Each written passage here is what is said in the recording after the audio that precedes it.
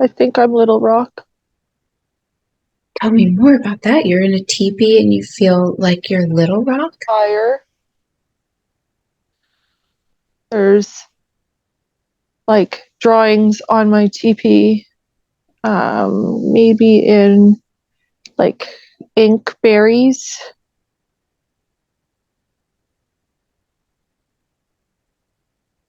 Like horses, like drawings, Uh-huh. and children. I think it's more of a metaphor, painting a picture of what my life was like, simple and happy. And I often reflect or have reflected over my life, especially when I was scared of the aliens.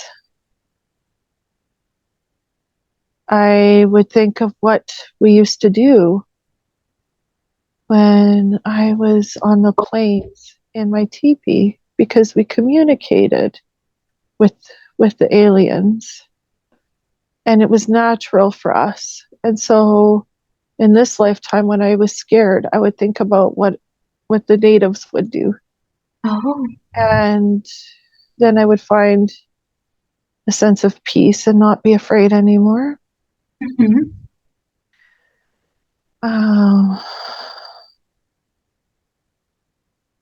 Beautiful.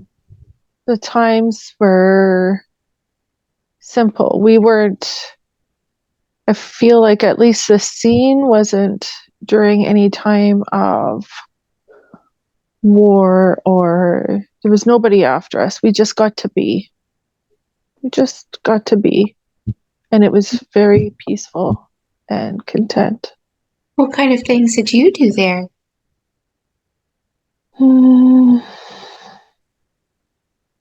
Storyteller. I told the stories. I kept them alive. Campfire stories.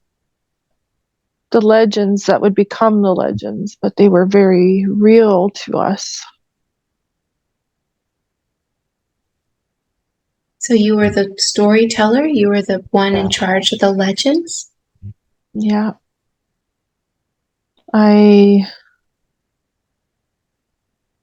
It's funny because I'm a good storyteller in this lifetime too. I don't tell as many stories anymore, but he's saying that's a lot to do with that lifetime. I was a good storyteller and I captured people, their So attention. tell me how you spent your days there. What was it like for you?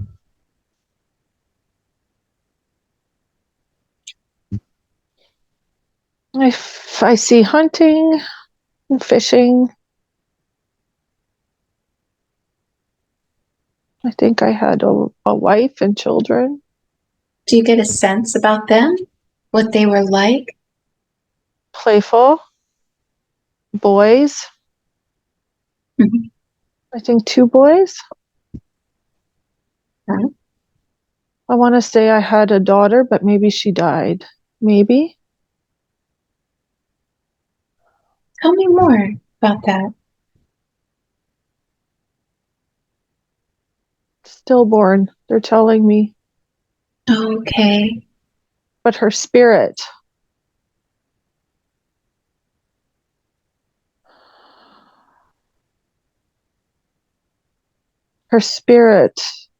helped guide me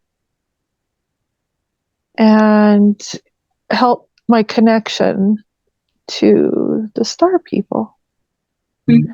And the storytelling. That's how I was able to tell the stories, was my connection to my daughter. Oh, wow. We communicated telepathically, and so I was able to communicate with my people. Oh, wow. Beautiful. Tell me about your people. I get the feel that we were a close community and we loved each other and had respect for each other, and that it was a peaceful time. It was before any colonization. It was a peaceful time, but I feel like I had knowledge of what was to come. How did you have this knowledge of what was to come? From my daughter. She told me it's like a prophecy, and so we just enjoyed what we had because we knew that there would not always be peaceful times for our people. Did you tell your people this, or did you keep it to yourself? I feel like I told them, and in some ways it induced fear in them. Oh, And I think that's where I felt I maybe shouldn't have, because then they were fearful of what was to come. what do Instead you? of being calm and enjoying what was at that time, some people did, but others became fearful and maybe started fearing the white man before he even came. So their minds Wow. were made up. Their minds were made up so that maybe not in their lifetime, but their children, they told the children to fear what was to come. So when the white man did come, they were met with anger and fear instead of perhaps having a more welcoming.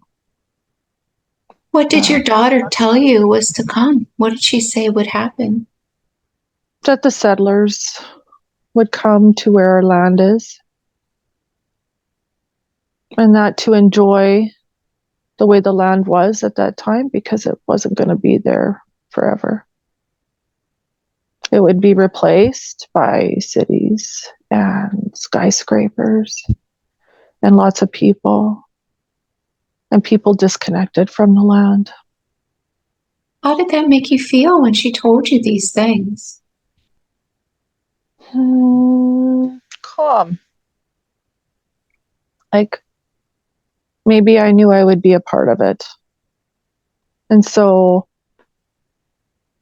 when I would be in those times in the future, I can reflect to the calmness that was once, because it exists always. It exists always. And to be the calm. Wow, that's beautiful. Did your daughter tell you anything else that it helped you?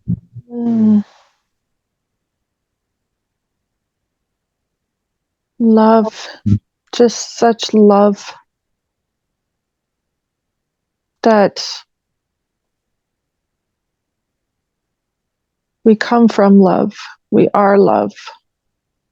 And even in survival mode, we can still be love and feel love. What was And love for everything, the nature, the trees, the water, especially the water. We are the water. We are the water planet. Water is life here. And now I live in an area where the water is heavily polluted with agriculture, chemicals. The fish isn't even healthy to eat. They use so much chemicals around here that it's affecting our water and it's making people sick. wow. Yeah. Did you ever ask your daughter what she did over there on the other side?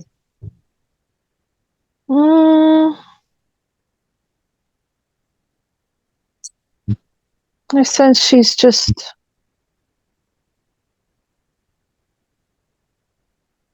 a guide, maybe more so an aspect of myself. But Tell me she about would allow me to focus.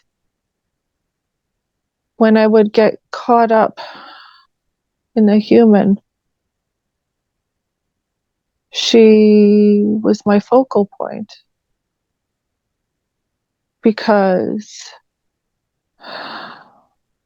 I have many aspects of myself, um, even in this lifetime. Mhm.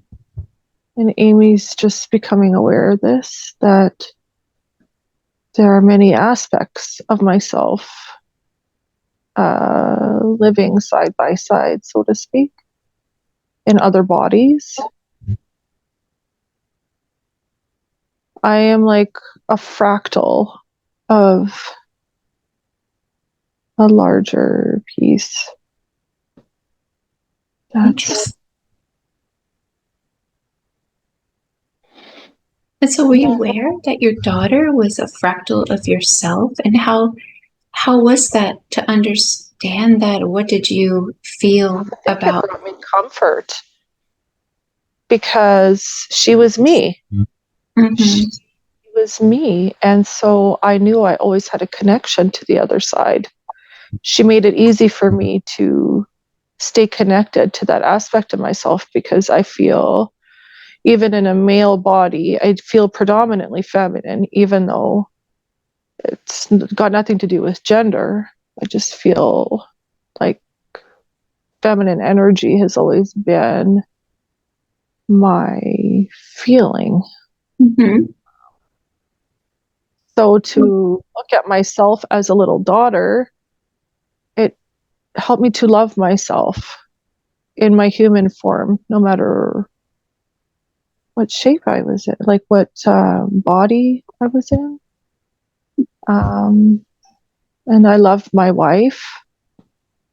And I think she found comfort in my communication with my daughter.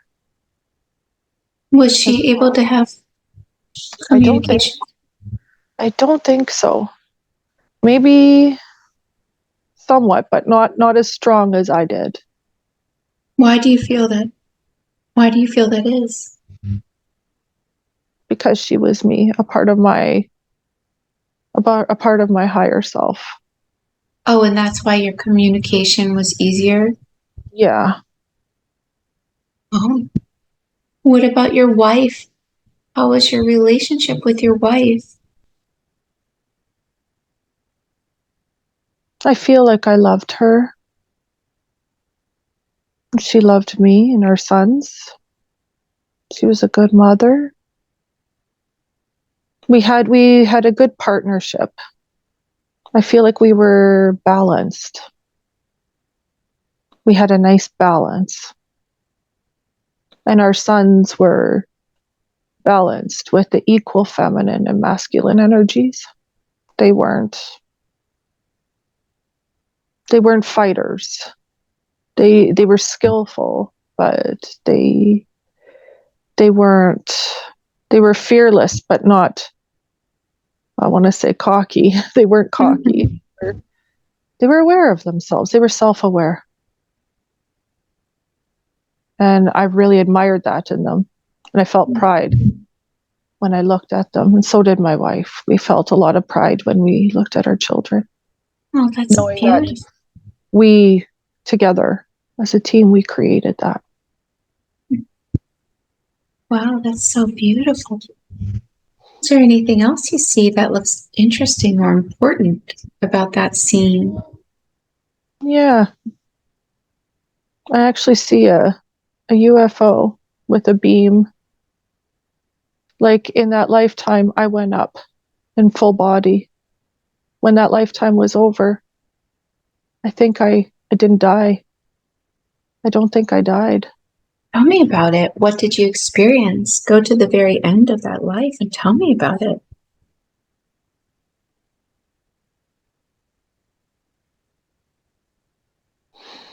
I don't know. I see a blue light.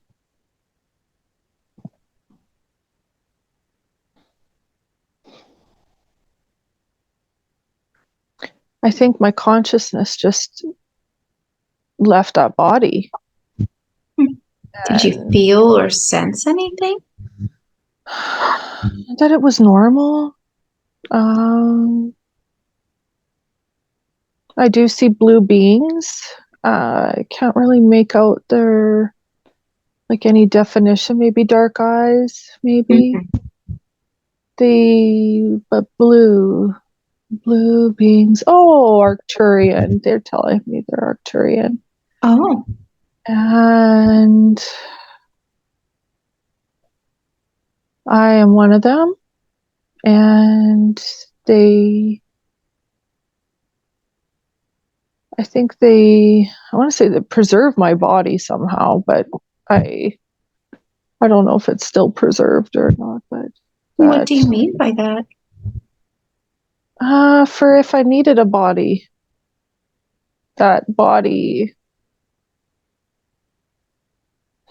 becomes symbolic, maybe because it's a chief, like it's like it's a symbol.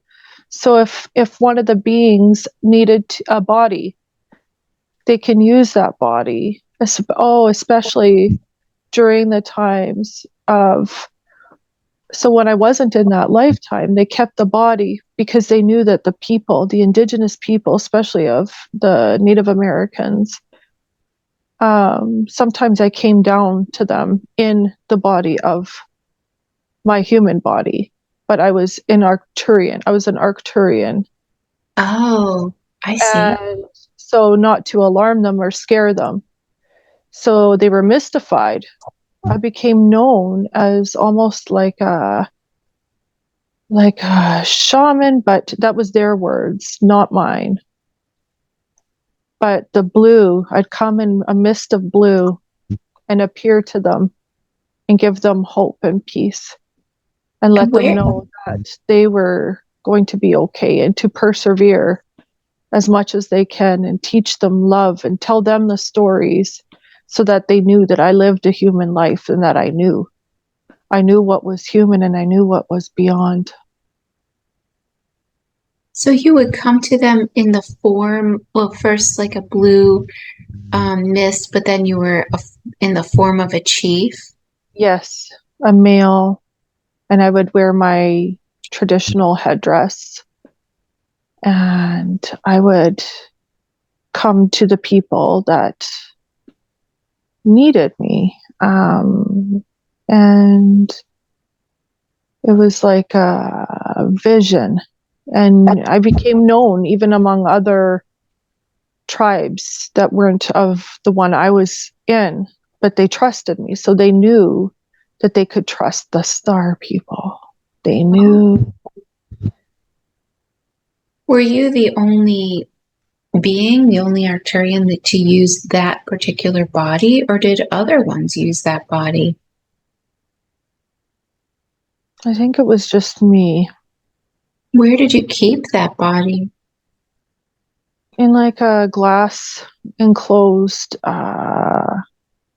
like it reminds me of the Austin Powers movie, the cryogenically frozen, but maybe not as, actually more prettier. Like it looked like sleeping in yellow, or not yellow, blue. There was a yellow light, but there was bluish light and liquid. Oh, tell me about that. Preservation chamber, like a preservation tank. And also, I believe there's genetic. They do genetic testing as well with these bodies. And that particular body that was used for testing and for travel communication. But there are other bodies that other beings have used. And some bodies, not every body is taken, but some, the Mayans, I'm told, the Mayan people, maybe the Mayans, Inca. And can you tell me more about this blue liquid in the chambers and what it looks like in the chambers? It looks like a hollowed out battery, and there's bluish liquid, and the bodies look like they're sleeping, and I don't know if there's any tubes attached to the body. It must be in the liquid. There must be something, a life force in the liquid that's preserving bodies. You said bodies. Yeah, it's a room filled with these chambers, and I don't know how many there are. Maybe a dozen, I want to say. What do they look like? Can you see them? There's a Caucasian one. There was another one of a shorter, kind of looked like I want to say like a short, fat Buddha.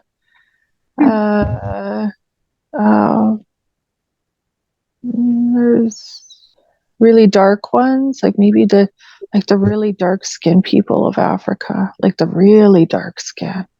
Uh-huh. There's that. There's a bird one. Tell me about that one. Blue bird. What does it look like? Like a avian, blue avian. Maybe, I don't know why they would have that there. Maybe, I don't know if it's, maybe they were working on regenerative cells. I don't think that was a blue avian that died. I think they were actually like cloning, kind of like cloning. Tell me more about that. What does it look like? Kind of like a big blue jay. Yeah, it's showing me kind of blue feathers. It has a beak. I'm seeing it very primitively though, like almost like I'm looking at a cartoon or like a big bird on Sesame Street, but blue. Uh-huh. And it is kind of funny looking, but it's like they're trying. they're they're they're working on it, and I don't know. I don't know why though. What do the people look like who work on this project? Can you see them? I can see a face, sort of. It's very beautiful, like the stunning long necks, blue features, delicate features, like they're delicate faces. Almost a slight smile, like just their mouth, like a kind of a crooked smile, but it's a peaceful, like like they want to laugh. They got something funny to tell you, but not in a boisterous way, in a clever, wise way. They're very fluid in how they move. Like it's like they don't have feet. They almost float, but they could maybe have feet if they wanted to. I don't know. I don't think they'd need them because they're not ground dwellers. So maybe that's why they have these bodies too. So when they do need to appear in physical form in places where there's ground, then they have the bodies to be able to physically walk on the ground, or places, different planets that they do visit, to appear as one of them, whichever planet that they intend on visiting. Then they do have a physical form that they could take to keep them safe, as well as not disturb or fear the others. What do you mean by that? Well, they go to other planets, and just like Earth, and when needed or asked, like when they're called upon,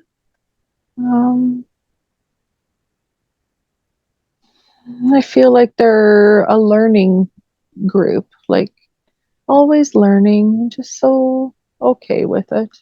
There's no rush. And I feel like I get a lot of myself from them, and how I am in this lifetime. Just I'm always late, but it's not that I'm late because I'm slow. It's because I'm showing resistance. It's not where I want to be. So I just take my time and do my thing, kind of like how they are. Mm. And do you get a sense why they're called to other places?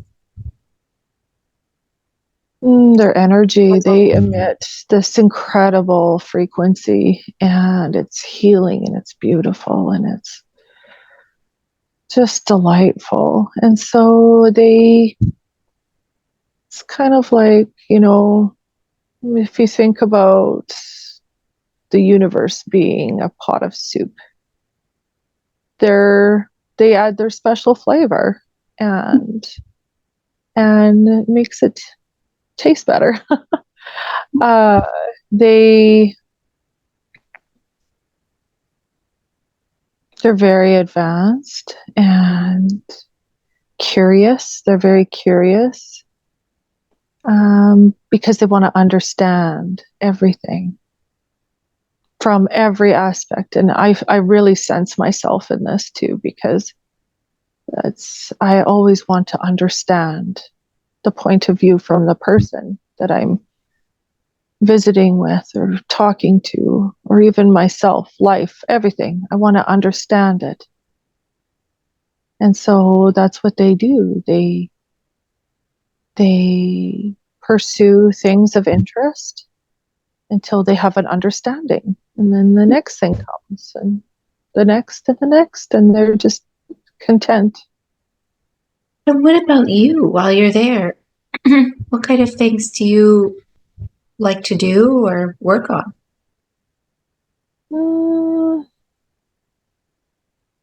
Genetics. Uh,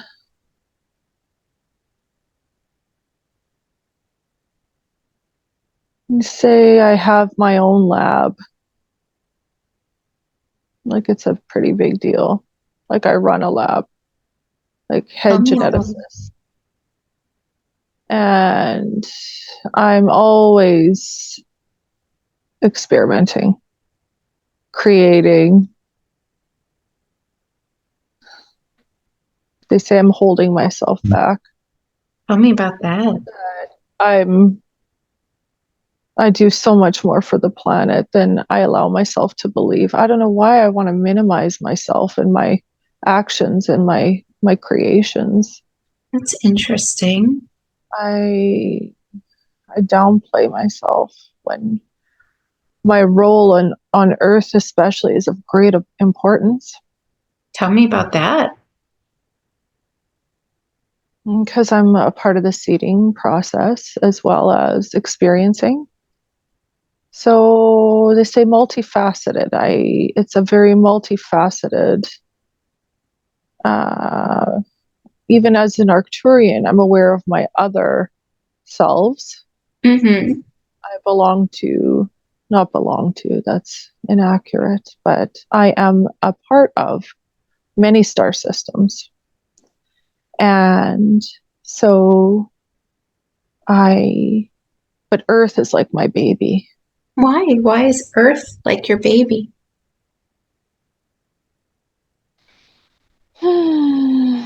I think it was a part of my curiosity, and my mission was to help create the Earth. How did you do that? Watch it grow, just like just like my genetics in my lab. I added a little bit of this, a little bit of that, and then watch it grow. And that's why I'm here now too, is because of where it has evolved. It needs my help to evolve to the next level. What kind of help does it need you to provide? Frequency. It needs my frequency. It's kind of like I'm finishing what I've started. How do you finish what you started? Like, how do you provide your frequency? What do? I just see a spiral, like maybe we're spiraling up. I know that's my symbol. So maybe I spiraled from the bottom. I started the spiral. Okay. Started the spiral of the Earth's ascension. And I'm here helping the Earth ascend. And the people. Because I feel like the people are my children too. The Earth is almost like my companion too, like that, like the Earth is my friend, like my best friend. What kind of personality does the Earth have, or what? Tell me about your friendship. Hmm.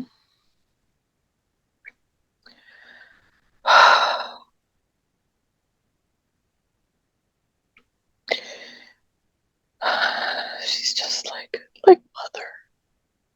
Oh. Like a mother, like a warm hug from your grandma. You know, she's just warm and loving and so strong and just so at ease, even though there's much happening. Her whole demeanor is just like, it's okay. I know this is temporary. And I love it because I got to experience this. Mm. And you helped me do that. I helped her do that. I helped her have this experience. How did you do that? It's like she was the right fit, the right vibration. I feel like I approved it. Like there was a council that I'm a part of, and I approved of this consciousness. And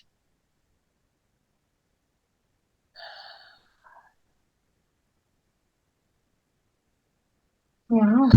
oh, yeah. And And she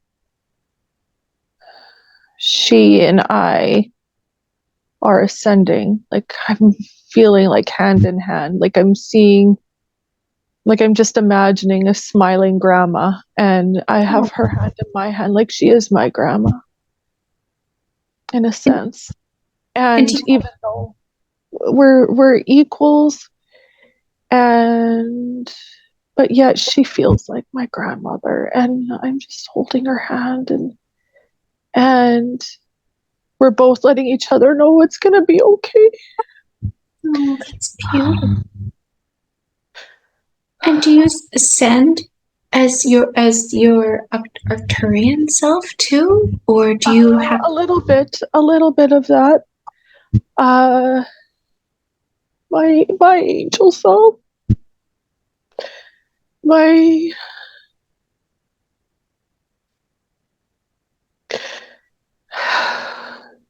this is the part that says, yes, Amy, it's okay to say Ariel. It's okay to say the name out loud. Tell me about it. This angel self. Tell me about this. Light, light being, golden light, just golden light. And I do see wings at times, but it's more figuratively. And the It's, eye, the all-seeing eye, you know, she sees it all and oversees everything and oversees operations, but it's out of a love. She's the love. And where is this all-seeing eye? in the light, in the golden light, it's, if I could, it's like an eye with wings on each side of the eye. And then it's just surrounded by golden light. And it's funny because in this lifetime, eyeballs freak me out. Like I don't like eyeballs or could never put contacts or touch my eye. But I was always fascinated in drawing eyes. I would always draw eyes when I was doodling. And it was her also showing me that she was always watching me. Even in my own drawings, she always had an eye out for her little human, her beautiful little human that she's so proud of, that she's so happy. Tell me about that. I feel like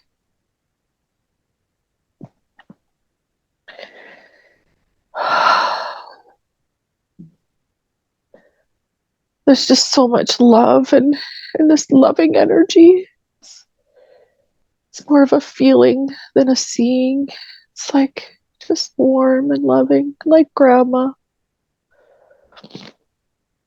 Like like a grandma. That kind of love that I had with my grandma. It was such a, it was an easy way for me to compare it to our language. But she's definitely not a grandma. I say she because I feel like a feminine energy, but I believe it's a neutral, like a genderless.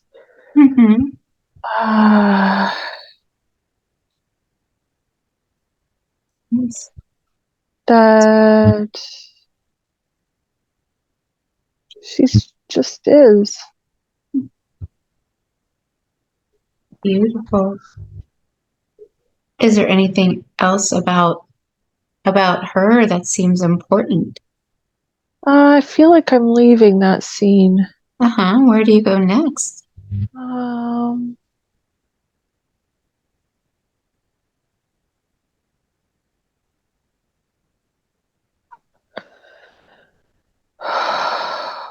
Hey, Arthur.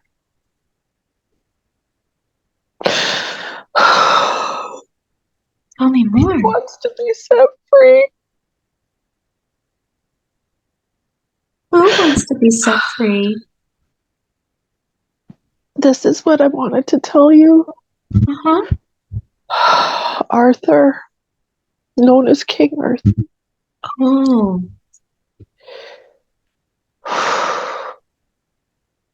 Why is he not free? Because his story isn't being told accurately. Oh, what is his story? I believe his body might still be on Earth, and he wants us to find it. Then people will know the truth. Tell me about his story. So, Arthur is a lion cat person. He has the body of man and the head of a lion. He came from Vega, but then used a stone. A stone, I think it's a stone I have. A flat stone, or maybe stone. Through to the portal on Earth. He came through a portal. I don't know what his intention was, if it was curiosity. I feel like I got a curiosity kills the cat. Oh. So he came, and at first he came to Scotland through the stones where he came out of. And he had to hide for quite a while because he knew he looked different from the people on Earth. And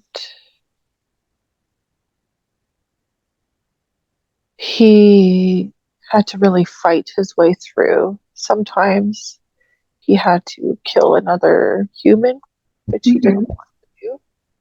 Was his name Arthur then? Or was it a different person?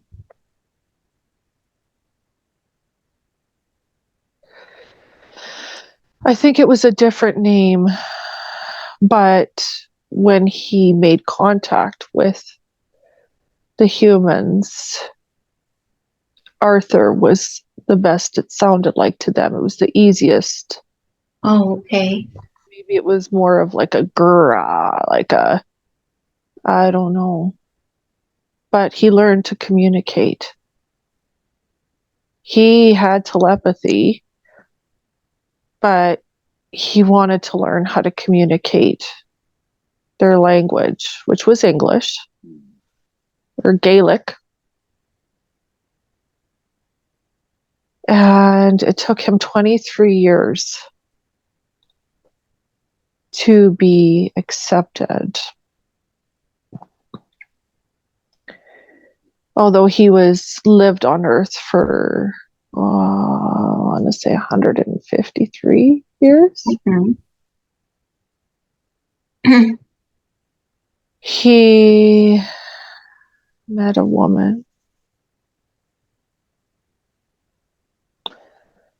a blonde woman who was to be queen. Mm-hmm.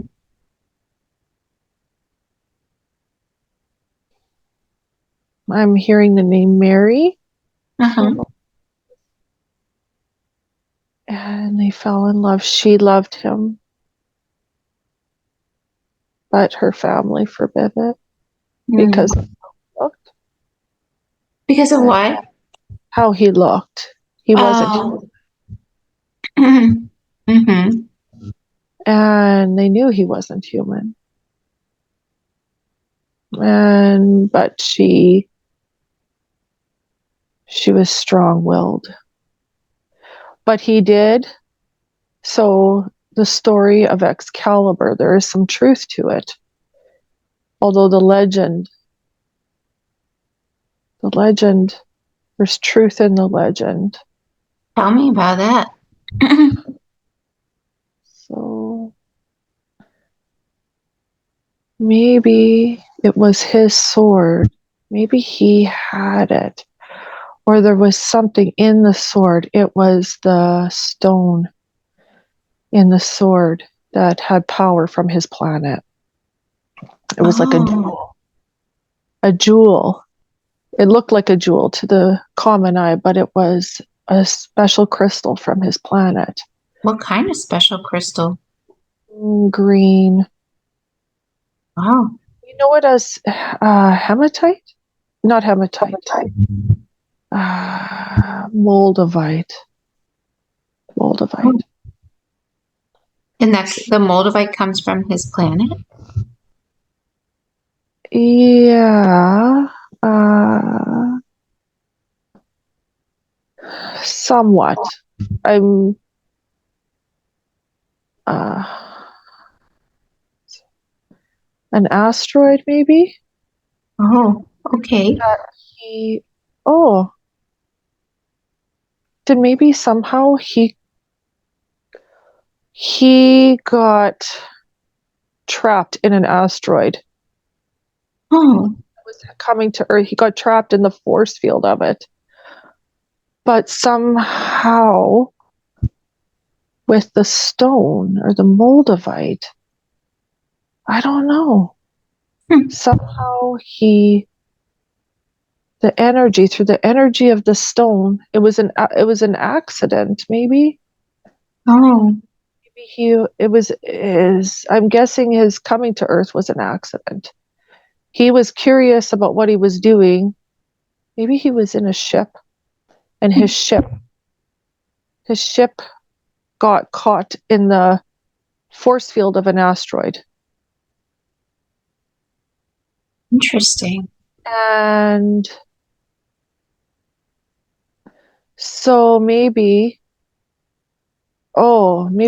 did his ship crash? with the asteroid, like came through the Earth's atmosphere. But he was an alchemist. He knew how to manipulate metal. And so he was able to create his own sword. And he had powers. He had a lot of powers. And so he took some of the moldavite from that asteroid or meteorite or whatever and had it fastened in the handle of his sword. Oh. And so with his intention and will, there was like a force field around the sword that protected him. That's what protected him. Oh, wow. And therefore, the sword of protection, when people do a sword of protection field, that's where it stems from. Wow. So that no harm would come to him. And so he was able to, once he adapted and was able to show more of himself. This is where I think Merlin steps in. Okay. Because he found somebody he could trust in the forest that knew he was not from this world, but knew he was good. He had a good heart. Maybe that's even where the lion heart phrase comes from. He had a good heart. Oh. And so he helped him. He helped him to be accepted by the people. Oh, he helped him change his form. He helped him hide his lion head and helped him to look like a man. But it was only temporary. Oh, wow. So how did they? I'm feeling like these are all these like fairy tales kind of forming from this. So that he could for lack of a better word, cast a spell that would allow him to be in human form, but only for so long. Oh, okay. And then he'd have to retract back to his castle or wherever he lived.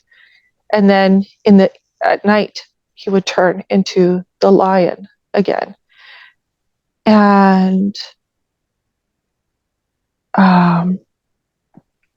so it was like a daytime protection spell of some kind that he was able to perform on Arthur. And so then he was in man form so that he could go out among the people. And he was loved. He was loved and admired, but something was off. Some of the people, like his wife, so he met her, they fell in love. And he was afraid to tell her his full truth about himself. And so for a long time, they what's the word I'm looking for? Not dated, but like courted. Mm-hmm. But in secret, because he didn't want to get too close to anybody for fear that it would reveal his true self. Would they be able to figure it out? Was he a human or not? No, he was not human. Okay. He just appeared human. But he was loved. I mean, he had an energy that was different from the rest, and he attracted people. People were very attracted to him. Mm-hmm. But when he started to fall in love with this woman who was royalty, he knew that he had to tell her the truth. Mm-hmm. And he did, and she loved him anyway. Oh, so what was his truth? That he was a lion head. That's Okay. where the scene, the fable, Beauty and the Beast, she loved him no matter if he was human or beast. Oh, wow. But Okay. but he felt that he could not honor the marriage for fear that she would be dethroned and Mm. cast out, because he wouldn't be able to allow himself to be true king, because he didn't want the people to know that he was not of earth. Oh, so what happened? I think they ran away together because she wanted to be with him at all times. So she left. They left together and moved to another place. I want to say still within the same country, perhaps. Mm-hmm. Maybe England. Maybe England. No, I'm warm. They moved.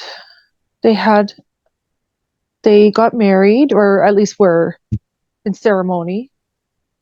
They had children, and but he died. He did die on Earth, and Amy knows this too. That he was accidental. He was poisoned with the nightshade. Oh, The belladonna. Belladonna. who poisoned him? I think he did it by accident. I think it was curiosity killed the cat. Yeah, he saw some berries and was curious, and they were poisonous berries. I don't think it was intentional. It was, and so, but I feel like he and his wife, after they fled,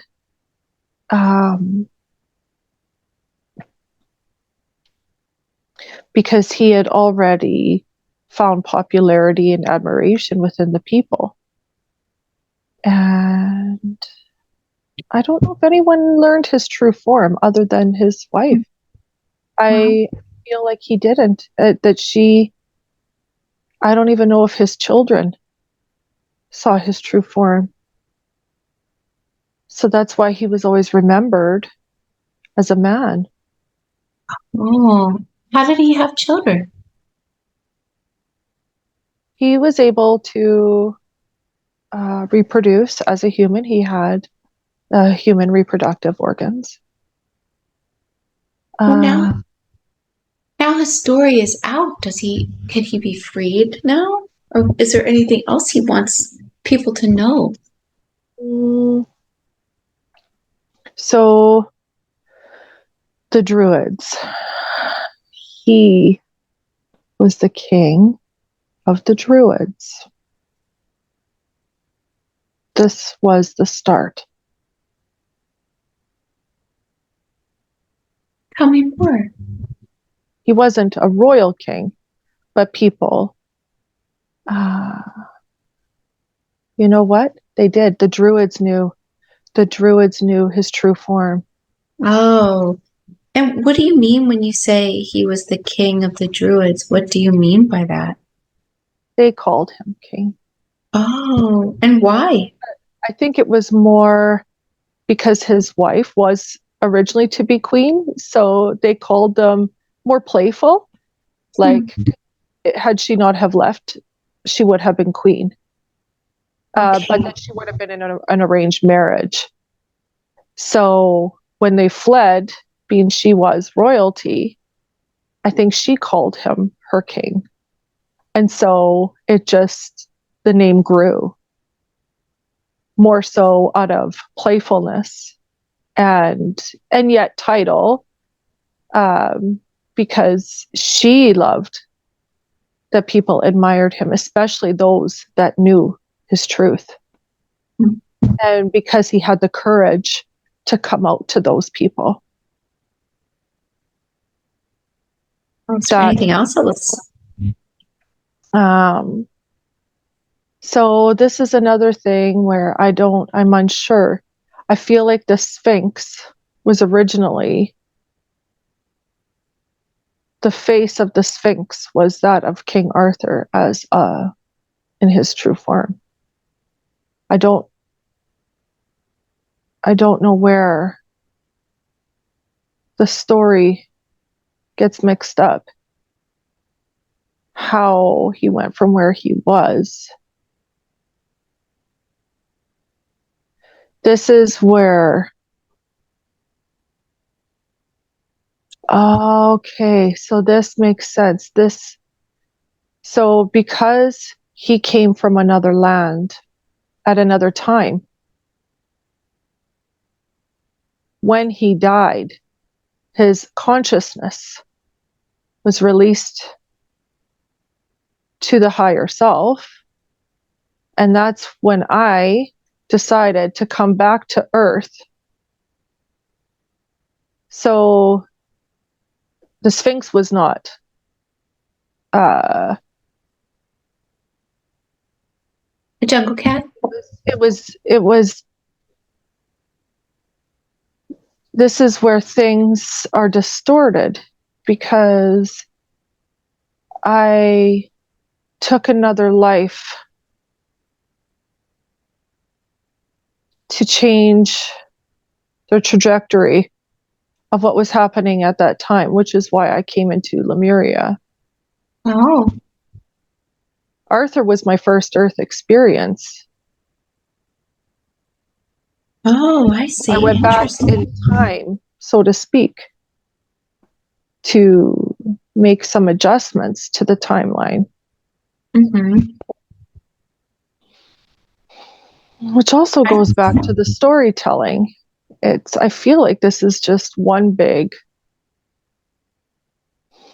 story that needed to be told or hidden so that the people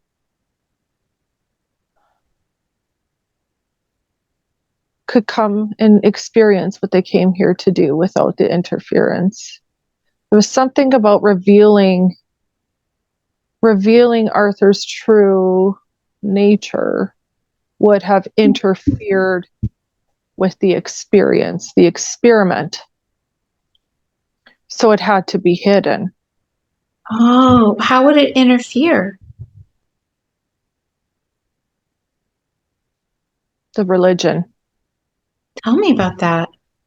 The religion at the time was already, there was religions being established. And being Arthur had direct knowledge as to what was, I think even he knew he could not build an army strong enough to defend the truth against the people that were already in existence at that time. So that's why the stories had to be told differently throughout time, so that the experiment would go according to plan.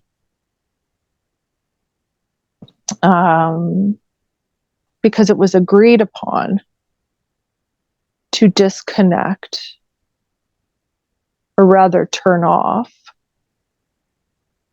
the parts of DNA that are directly linked to source. And why? Why were they turned off? It was allowed as a part of the experiment to give humanity free will to see if we could evolve that way. And we have. We have evolved. And even though it doesn't look that way at times, it's really incredible how we have evolved.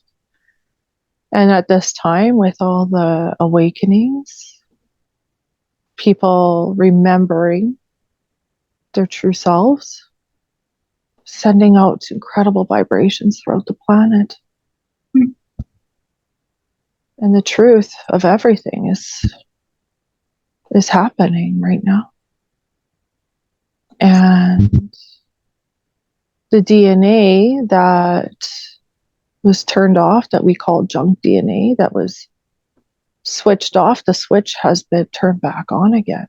What does that mean for people? That's why the original human had 12 strands of DNA. And after the fall of Lemuria, it was decided, it was offered and then decided to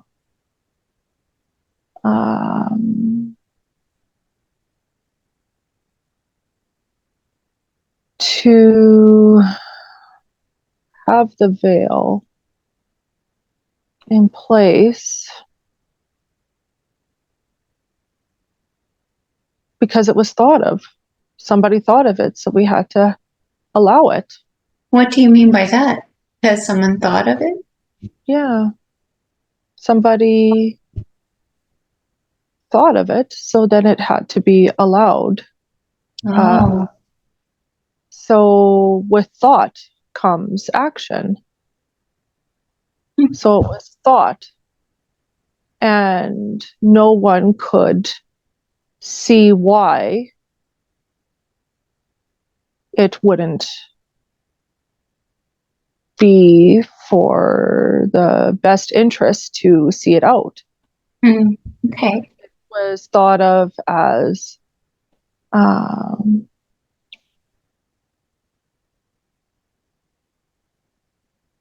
it had to be allowed, but with parameters. And this is where universal law came in. And this is where the alliances, the councils were formed. Well, there's already been councils in place, but other councils were formed, both on Earth and off Earth, to ensure that everybody followed universal law while allowing free will and allowing the amnesia. And even though, yes, there has been destruction and chaos and disorder ever since, the miracle of it all is happening and unfolding at this time. The souls know, all the souls know what they're getting into prior to coming into their life. They accept that responsibility. And they look at it with honor. Every single one of us on this planet came into this life with honor. And we return to that in one way, shape, or form. Whether it is through the process of reincarnation or however the experience allows us. But it is all allowed because it is all a part of our learning. And especially throughout this time of great suffering, we have evolved to a space where now balance is to be restored again. We are healing collectively. We are healing. And by this grand healing of humanity at this time, it is allowing the earth herself to heal also, which is why we are, with the healing comes the increase in frequency, which is what is helping shift all of us with the earth into the fifth dimension. So beautiful. And it's very simple. It's very simple. Tell me about that.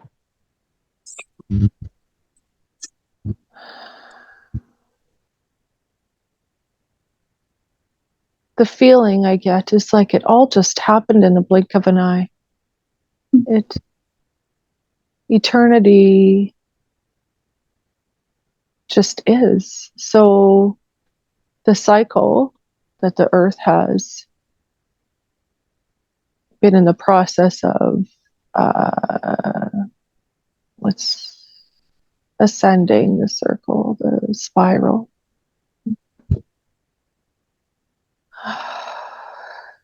The grand process really hasn't been that long. When we talk in Earth years, of course, it would seem otherwise. Mm-hmm.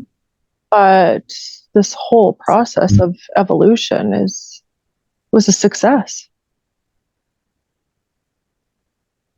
Amazing. And we will, after this ascension, we will never have to go back to that. Everything else will just fade away. So while it remains in the ethers, it will no longer be an experience to be offered. It's beautiful. There are other planets, such as that has a likeness to Earth, where once the Earth sends the beings that do not move with the Earth can experience an incarnation on these other planets, and they are happy to do so. Amazing. And all just for the experience. It's very simple. And if people only knew that and could look at it from a neutral standpoint, well, then there would be no experience to be had. Oh, I see.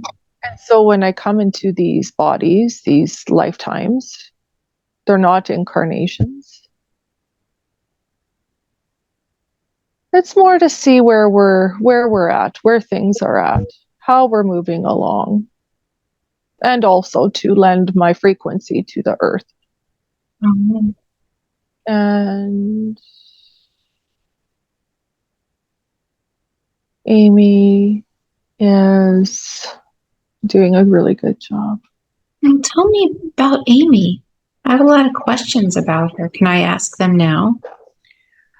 I would like to use the washroom first. Oh, okay, go for it. And when you come back, you'll go twice as deep and we'll have a very clear connection. Wonderful. Okay.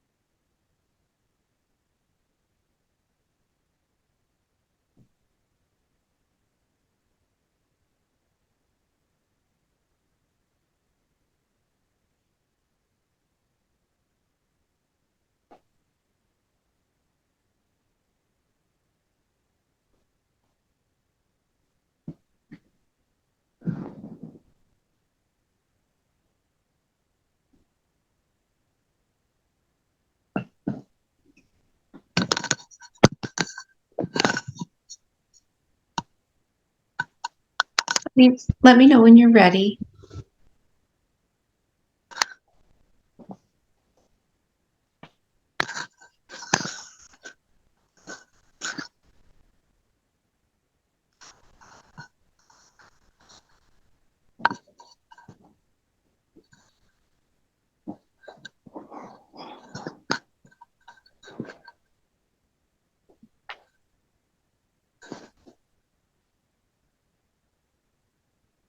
I'm ready. Okay, just taking a deep breath and just sink all the way down, deeper and deeper, relaxed. So let every breath that you take and every beat of your heart just double this deep relaxation and feel the relaxation move through your mind and your body. And if there are any tensions anywhere, they flow right out. Make that connection with the higher consciousness.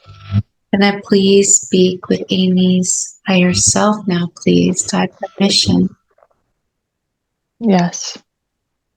Why did you show her about Arthur? What did you want her to understand about that?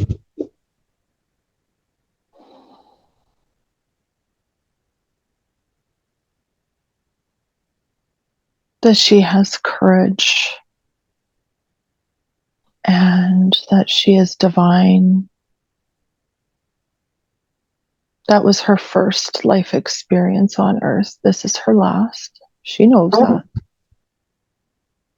She will not come back to this three-dimensional Earth. Mm-hmm. She's helping to free the people of Earth at this time. How is she helping to free them? By showing them the way.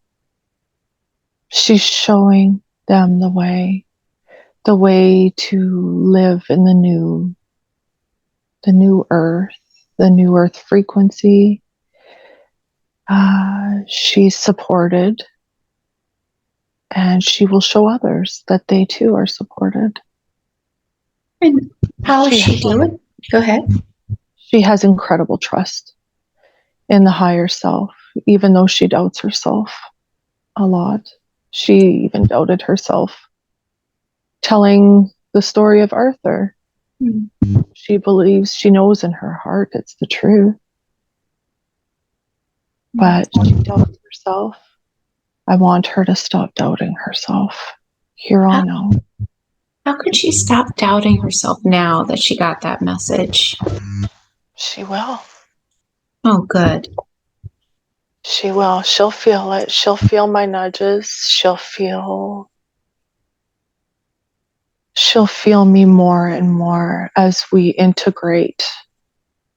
She's integrating with me, where we'll be able to communicate. The lines of communication will be much easier for her. She's doing great. She's a warrior. She's fought really hard in this lifetime. Yeah, why did she have to fight so hard in this life? Because there's a lot weighing on. It's with the woman, the feminine. The women have been oppressed. The feminine has been oppressed and has struggled and fought and failed. Although we don't look at it like a failure, but that's the energy. The energy feels like we've failed ourselves. Whereas now she can show others that it's not about how you look. It's not about your body parts. It's not about your prestige or status. She started from the bottom, and she will rise above like a phoenix. Why did she have that experience where she was so worried and told, she should have the surgery? Why did she have that experience? Because she knows now what it's like to make a choice out of fear of death. She feared dying. And it showed her, in turn, she knows this too, that it was out of love for her son initially that she chose to have the surgery. But she stayed because of her love for herself. All of it helped her to turn inwards and helped her soul evolve and allowed the love to really surpass all the obstacles that had been put in front of her: financial, physical, her health, her relationships. Here on out, her relationships will get better. She's craving meaningful connections and community, which she will have. She will have. How can she find that? It will come to. It's coming to her. Everything is appearing. She knows deep down that she doesn't like a lot of attention on her. And while there will be a lot coming into her life that's going to create a lot of focus and attention on her, this is where she has to trust in me, trust in us, that it's okay. It's okay. She doesn't have to be scared anymore. Women don't have to be in fear anymore. Women do not have to fear. No one's going to burn her. No one's going to cut her head off. No one's going to brand her or make her wear a scarlet letter. There's nothing to fear. And she will show not just women, but men too. She will show them what it's like to be embodied with love. And the magic that is on this, in this realm, people are missing out. She'll show them in a way that does not strike fear, at least not the collective. Those who will feel fear in her wake, if you will. That's on them, and that's their experience to be had.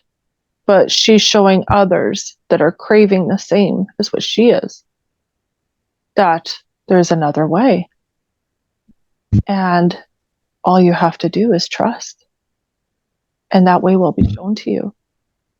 So she was curious about what happened to her eggs when she had to remove her ovaries. Yeah. She had a soul contract with the previous body, the soul that was in this body prior to her. She wants to help what we call the Greys, as they are trying to stop themselves from becoming extinct. So she had agreed. She was on birth control in this life for a long time, which actually helped to store her eggs.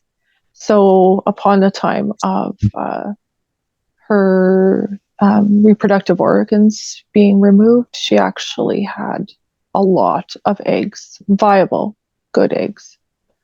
And so, go ahead. No, she loves that she can help. How did they take her eggs then when she went to the hospital and got them removed?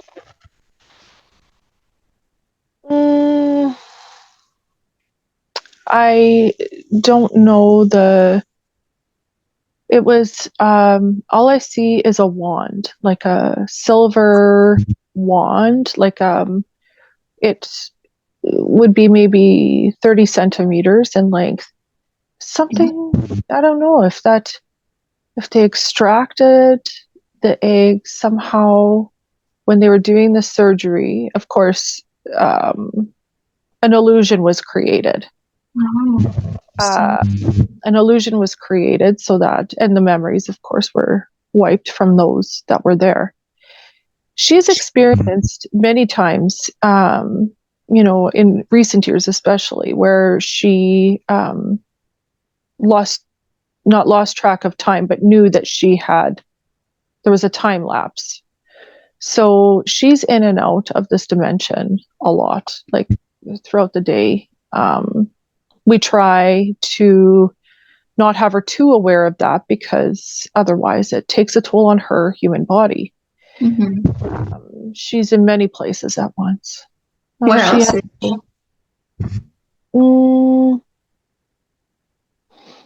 There's New York, Los Angeles, and Japan.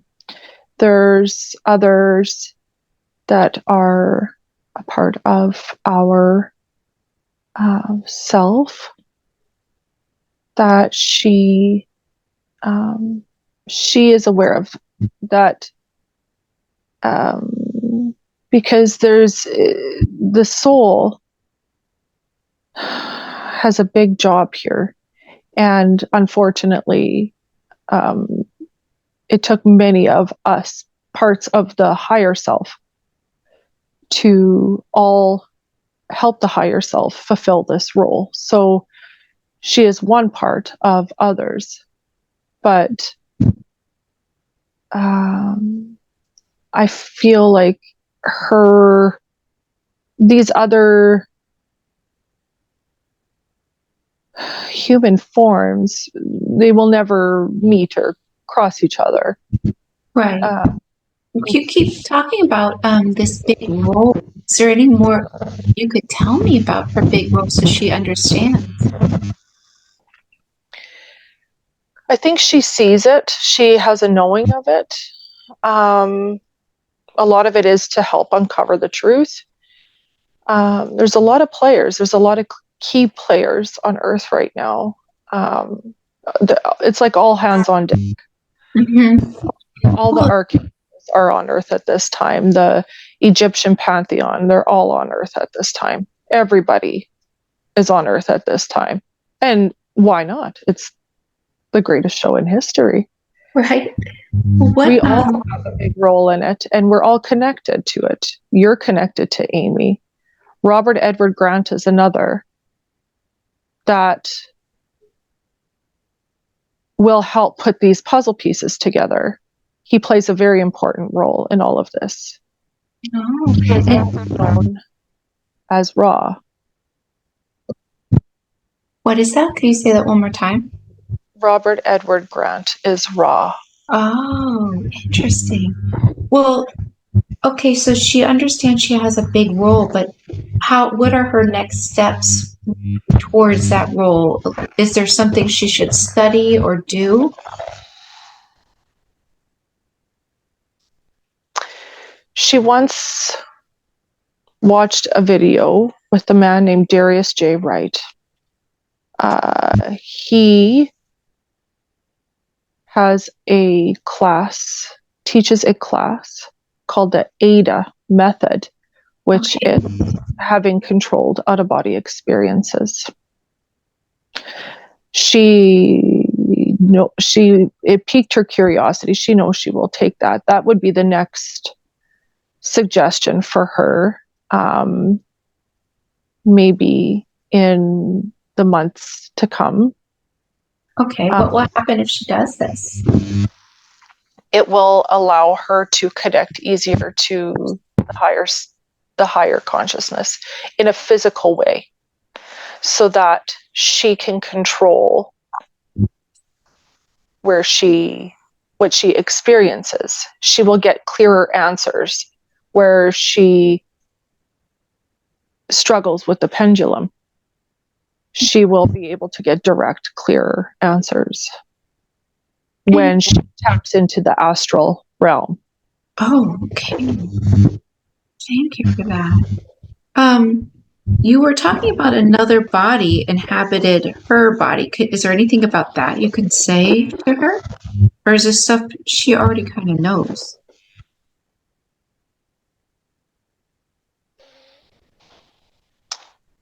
The original soul of this body is in a resting place. And who are you? Go ahead.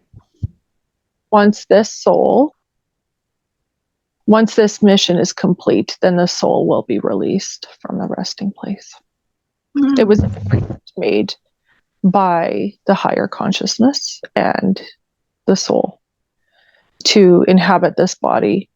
In fact, her family, her mother, brother, sister-in-law,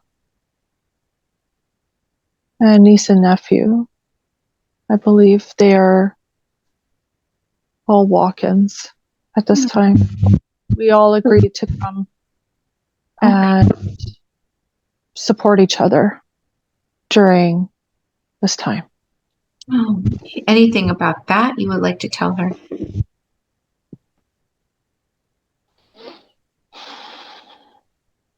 She struggles because she feels like she's living a double life, because her family, even though they're connected, deeply connected, they come from, they've experienced the same planets together, they travel together many times, but their level of awareness at this time on Earth is very different from Amy's.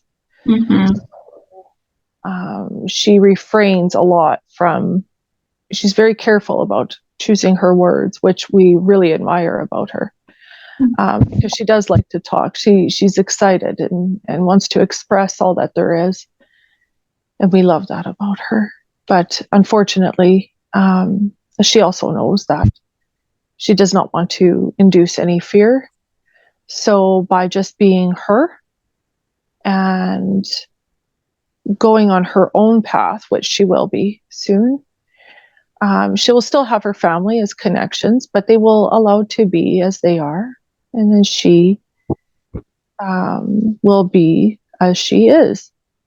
However, they will look at her in a different light because she is winning a lottery. She knows, we allowed her to know this. Oh, good. Is there anything about that you want to tell her? Will she know when to play? Will she know? Yeah, I think this is happening now. This is happening now. So she bought a ticket. She will. This is happening now. So she wants to feel less afraid about having that kind of money and the way people will look at her because of the money. Even though she knows it's not the money. She knows where she got to, where this all come from, what she had to do to be here. And this is her way of thriving. She will show people how to thrive, because even with the kind of money that she has, we'll say she has, she still will not be living a materialistic life like one would think. One can have the finer things in life without being wrapped up in the materialism. She will learn to live a life with ease and flow. And even if she doesn't speak to people directly, she will be known for her story from going from rags to riches as a parent with an autistic son. So tell me about her son. She's curious about her son. What's going on with her son? They chose this lifetime together. He is also a very high, he's a high vibrational being. He is Metatron. She knows this. Uh-huh. He has an incredible mind, geometric shapes, places, numbers, math. He's genius. He will be known in his lifetime as there's the word, polymath. Oh, okay. Well, what can she do right now for him? Like, how can she best support him? I think she's doing it. She's doing it. And once she is able to leave the community, and no longer having to work full time, she will get to be at home with him and support him. And the people that are there to support him through his journey will all come into the reality. So there is no need to worry. The education, the supports, it's all in place. And it will all be there for her and him. Oh, great. He wants to ascend as his soul. He wasn't able to. He got stuck in, it was his thought that maybe led to the switching off the Christ DNA. To see, it was his thought that was brought to the table and it was allowed. Oh. But it was all done in love. It was all done in love. Even that which doesn't feel or seem like it was done in love was done in love. And the love Amy has for her son is so beautiful, and we're happy to experience this with her. It's so beautiful. And moving forward with him, is there any advice you want to give her when it comes to her son? Is there anything you want to tell her?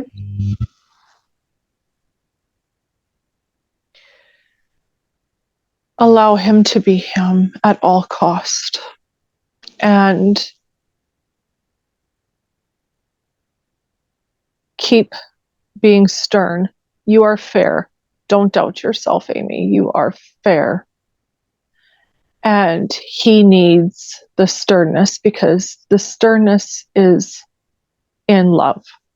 Oh, that's beautiful. Can you do a body scan on Amy and scan her body and see how her body is looking?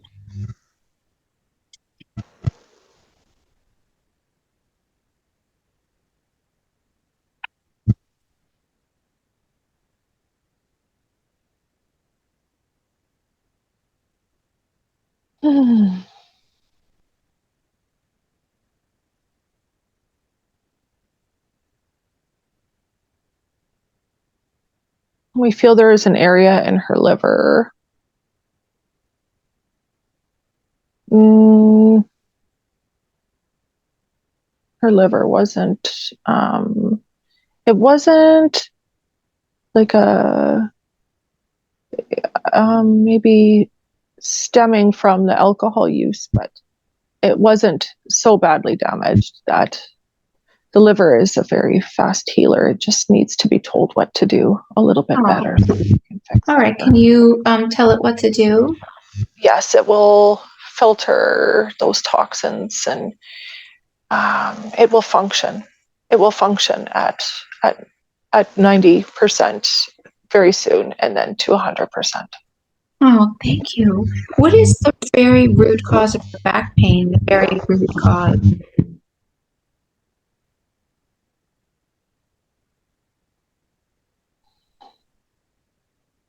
The alignment.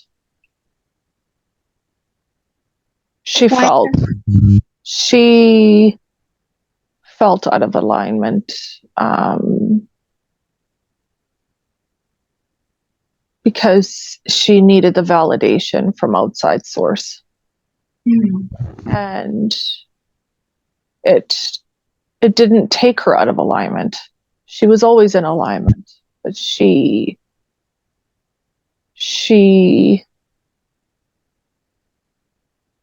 the self-doubt The self-doubt caused, it was always there.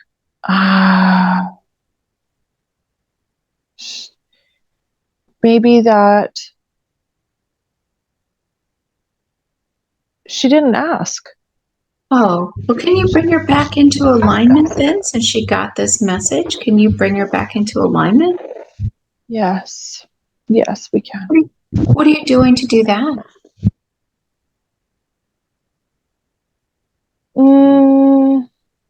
Energetically, I see her hip socket needs. Can you fix that too? Oh, yes. Yes, she will feel at ease. Right. And her neck, even currently, is uncomfortable. Something to do with spinal fluid.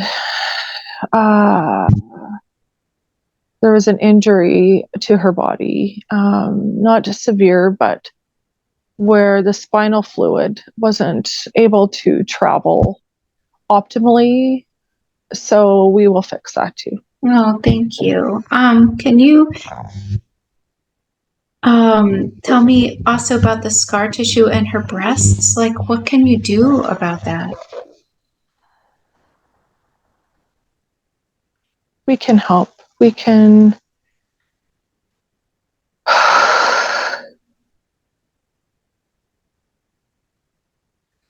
She,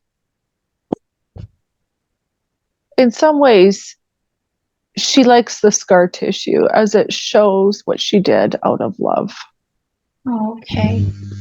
Just like a woman may admire their stretch marks for bringing in life. Okay.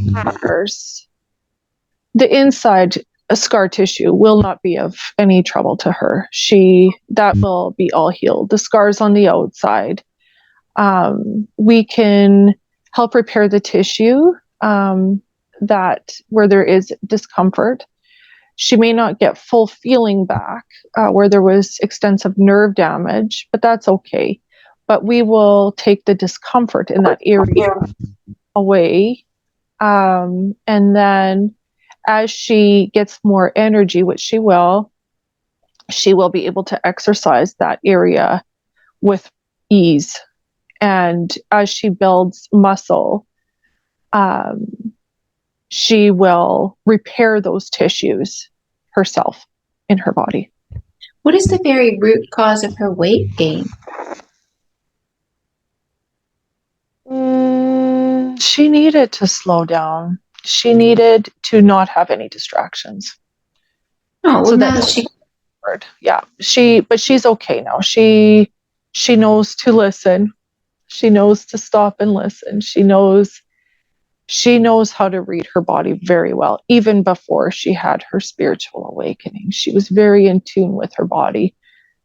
She just sometimes chose otherwise, and that's okay because she wanted to experience that. She has great knowledge. Well, she got that message. Can you release the weight gain for her? Yes. Thank you. What are you doing to do that? We're going to help her with her energy levels.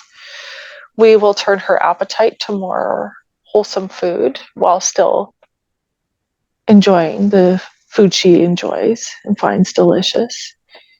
And we will help her find activities that help her feel purposeful while also exercising the body. Thank you. Okay. Thank you. So why has her energy been lacking? You said it was because she had to slow down. Yeah, she needed to also, for a part of her healing, there was an instance not long ago where she was trying on swimsuits, and it really hit her how difficult it was to make the choices that she did. But in the moment when she made them out of love. Okay. Out of love, even though it felt like fear. She made them out of love, and her soul evolved because of it. So we thank her. We thank her for allowing us this experience, and she will not have to suffer again. Oh, thank you. She was wondering what her next phase should be. Like, where should she move and what should she do?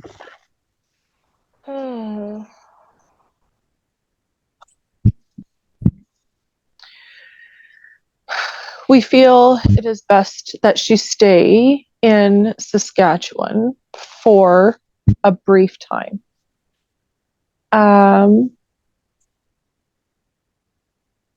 The next phase after that will appear to her, and she will know. She will know. Go ahead. There is a lot in the collective right now.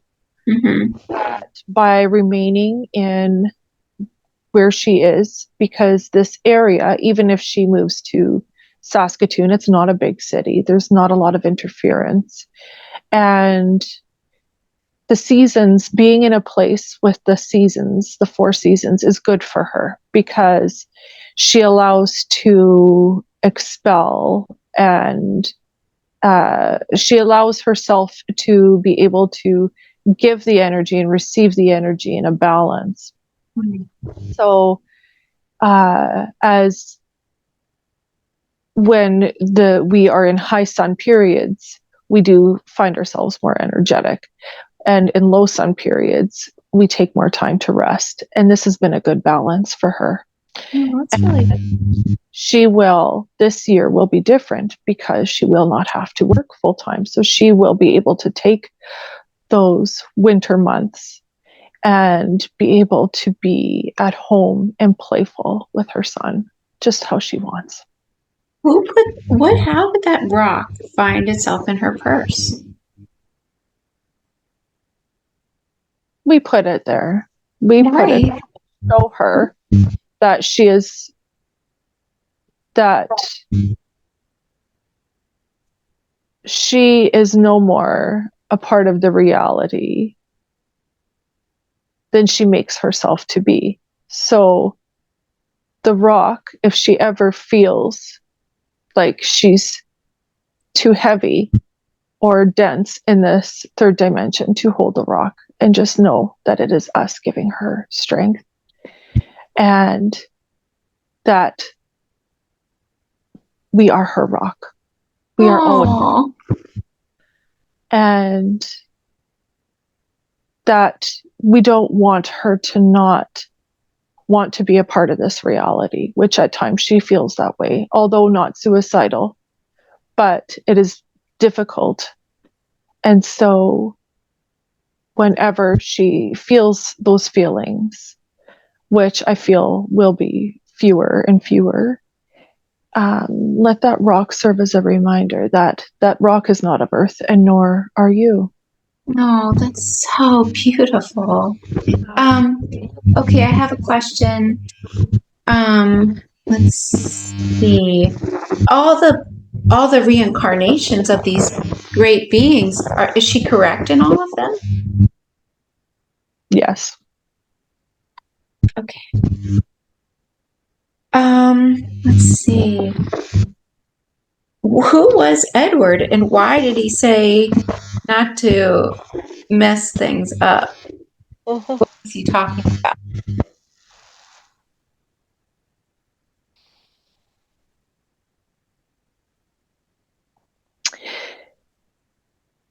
His concern was that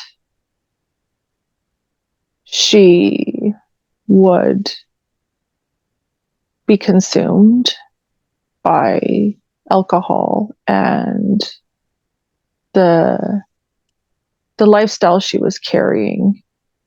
And also, he knew of the things to come, and including Isaac's autism. Oh. And this is showing his brilliance, because autism is not what we on Earth think it is. It is a special power. It is an intelligence that is becoming more normal and common among children. And it is not to be looked at as a disorder, but rather a gift. And as she nurtures this aspect of him, it will allow him to also fulfill his purpose. And while in a loving nature, instead of being looked at like a freak or very different or something to be feared, she will show people, because other people are going to have what appears to be autistic children, but they are just of a different frequency. They're of a different vibration. So they're trying to pull their parents out of the density. Oh. And not all of them will be able to do that, unfortunately, but that is their experience. But the children now are different, and Isaac will not be in in the education systems that are in place, but there are special educational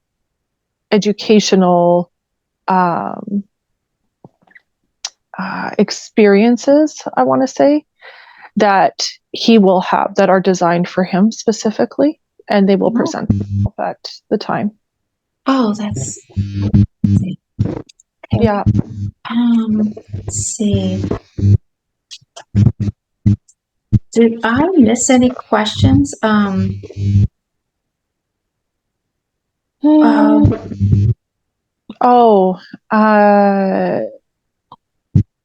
Amy would like to travel to Egypt with you. Oh, yay.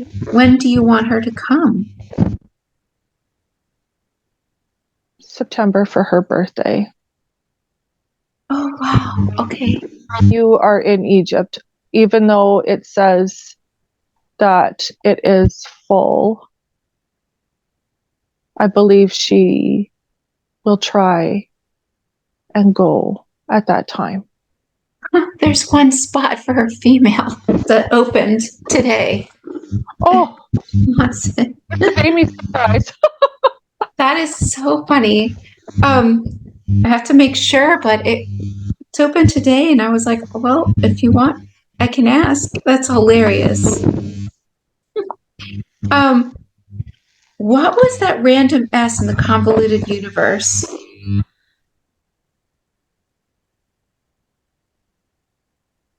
It was markers. She noticed it. So it was very simple. It's not anything as convoluted as the book would seem, but it was to have her know, and like a code. It was activating her. It was activating her. She called that. Although at the time when she first read that, she thought it was a misprint. Oh my God. And then it happened several other times, so that she couldn't ignore it. So it was activations. Okay. Amazing. Let's see.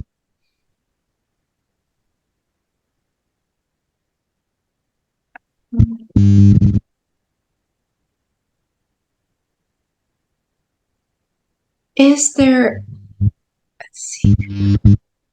What about the proof of like our truth hidden in the Vatican? Is there anything about that you want to tell her? Is she correct that she has a tie to Leonardo da Vinci? Yes. She,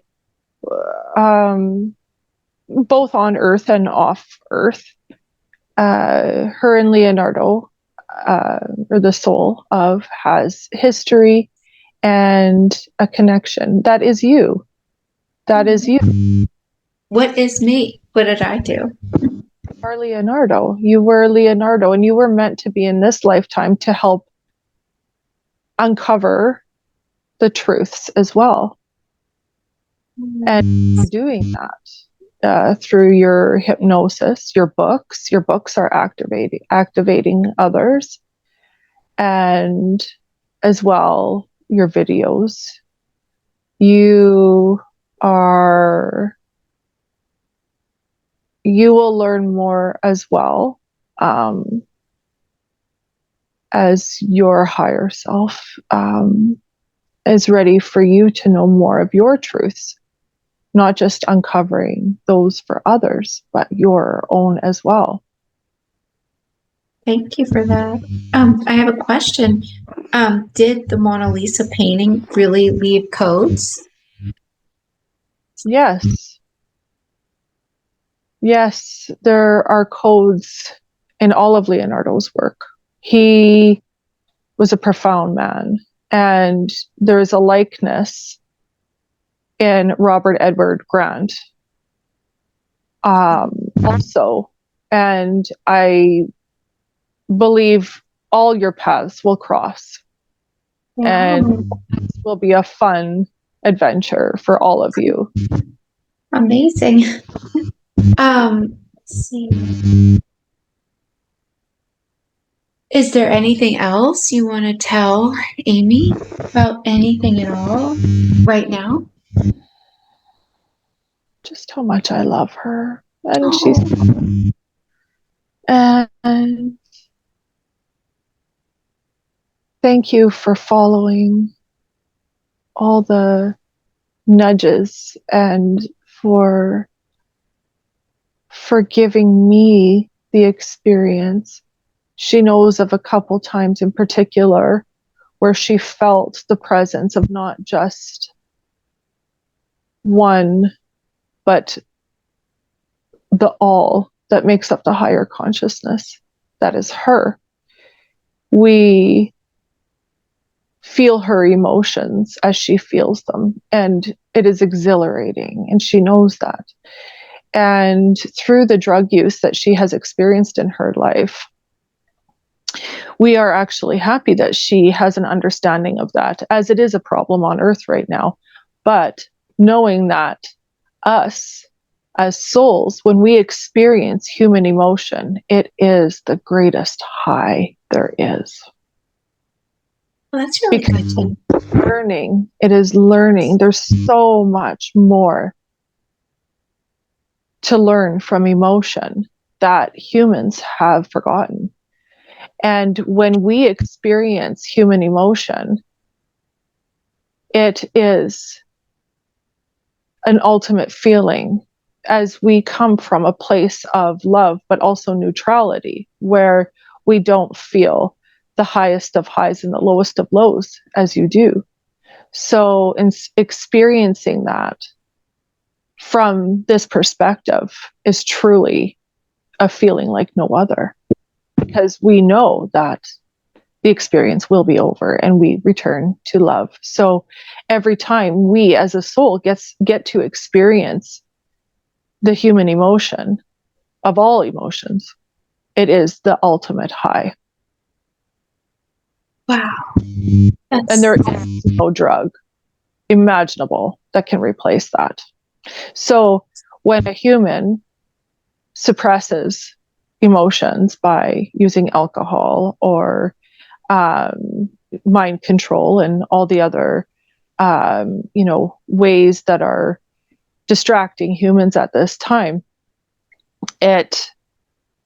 I'll use the word saddens us, even though we don't feel the same sadness, but we crave that emotion. So when the emotions are turned off, we don't get to feel them, and that is satisfying. Oh, that's really interesting. Wow. Gosh. Do you have any other messages you want to tell Amy? Well, this is a message more so for, that mothers could relate to. There was an instance when Amy was laying in bed with her son, and they look a lot alike. So when Amy looks at him, she sees herself in every aspect. So it's been very healing in many ways to have them look alike. And as she was looking at him one evening with love, she saw herself as a little girl, and she was able to play with herself and be playful and laugh and cry. And it was a beautiful feeling. She looked at her with the most love. And then she heard me say, And now you know how I feel when I look at you. Oh, If all humans knew the way their higher selves looked at them just like a mother looks at her child with love. They are perfect. You are perfect. There is nothing imperfect. Even amidst the chaos and the violence and the suffering, you are perfect. And I love you. I love you all more deep than I can even express. thank you. Wow, thank you so much. It's so beautiful. Just so, so beautiful. Do you have any final messages? Just may peace be with you all. Thanks. I'd like to ask the higher consciousness to recede to the